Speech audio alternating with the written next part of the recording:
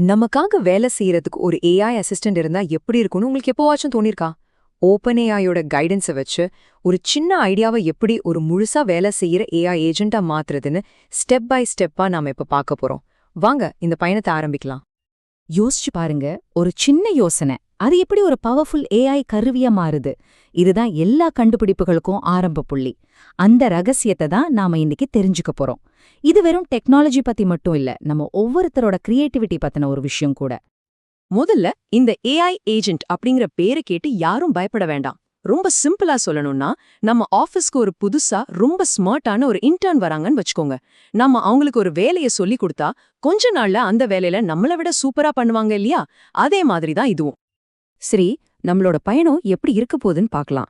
முதல்ல நம்ம ஏஜென்ட்க்கு ஒரு தெளிவான இலக்க நிர்ணயிப்போம். அப்புறம் அதை உருவாக்குவோம். அதுக்கப்புறம் அதை லான்ச் பண்ணுவோம்.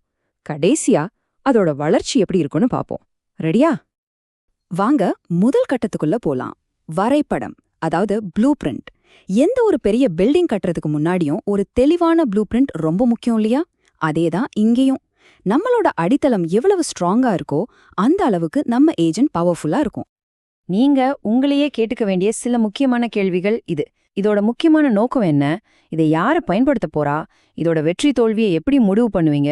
இந்த மாதிரி கேள்விகளுக்கு இப்போ தெளிவான பதில் இருந்தா பாதி கிணறு தாண்டின மாதிரி. இல்லனா நம்ம கட்டுற கப்பல் எங்க போகுதுன்னே தெரியாம போயிடும். பிளான் எல்லாம் பேப்பர்ல சூப்பரா இருக்கு. இப்போ அதை நிஜமா மாத்த வேண்டாமா? வாங்க உருவாக்கம் கட்டத்துக்கு போலாம். ஆனா ஒன்னு ஞாபகம் வச்சுக்கோங்க, இது ஒரே நாள்ல முடிக்கிற வேலை இல்ல. இது நம்ம புது இன்டர்னுக்கு கொஞ்சம் கொஞ்சமா வேலை சொல்லி கொடுத்து அவரை தயார் பண்ற மாதிரி ஒரு தொடர்ச்சியான பயிற்சி. இங்க பாருங்க, இது ஒரு நேர்கோட்டு பயணம் கிடையாது. இது ஒரு வட்டம். முதல்ல ரொம்ப சிம்பிளா ஒன்ன உருவாக்குங்க. அதை நிஜமான டாஸ்க் கொடுத்து டெஸ்ட் பண்ணுங்க. ரிசல்ட் எப்படி வருதுன்னு பாருங்க. அப்புறம் அந்த ரிசல்ட்டை வச்சு அது இன்னும் கொஞ்சம் மெருகேத்துங்க. திரும்பவும் டெஸ்ட் பண்ணுங்க. ஒரு சிற்பி ஒரு கல்ல கொஞ்சம் கொஞ்சமா செதுக்கி ஒரு அழகான சிலையா மாத்துற மாதிரி ஒவ்வொரு முறையும் நம்ம ஏஜென்ட் இன்னும் சிறப்பா மாறிட்டே இருக்கும்.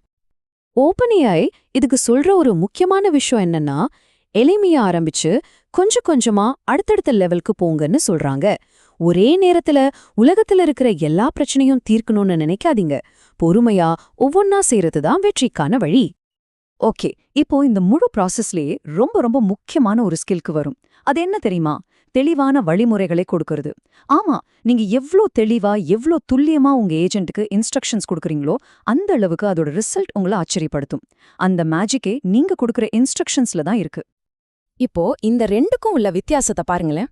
ஒரு பக்கம் சும்மா இதை சுருக்கி கொடுன்னு சொல்றோம். இதுக்கு ஏஐ என்ன பதில் கொடுக்குன்னு அதுக்கே தெரியாது. ஆனா இன்னொரு பக்கம் பாருங்க, பிஸியா இருக்கிற ஒரு மேனேஜருக்காக இதை சுருக்கு, அதுல இருக்கிற 3 முக்கியமான ஃபைனான்ஸ் பாயிண்ட்டை மட்டும் சொல்லு, 100 வார்த்தைக்குள்ள முடின்னு சொல்றோம்.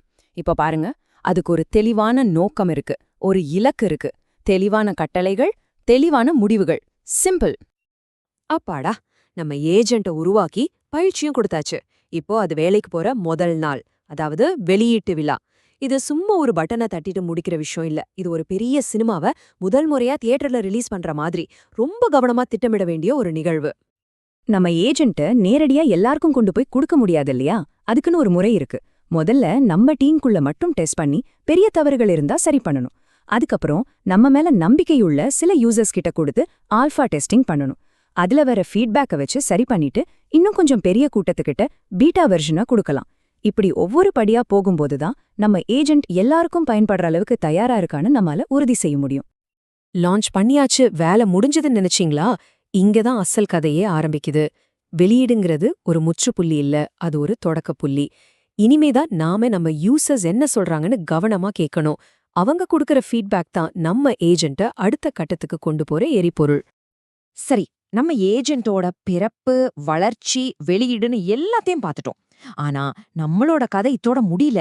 அதோட அடுத்த அத்தியாயம் என்னவா இருக்கும்? அதுதான் ரொம்ப முக்கியமான ஒரு கருத்து. இந்த முழு பயணத்திலையும் நீங்க மறக்கவே கூடாத ஒரு விஷயம் இதுதான். ஒரு ஏஐ ஏஜென்ட்டை உருவாக்குறதுங்கிறது ஒரு நாள் முடிஞ்சு போற ப்ராஜெக்ட் கிடையாது.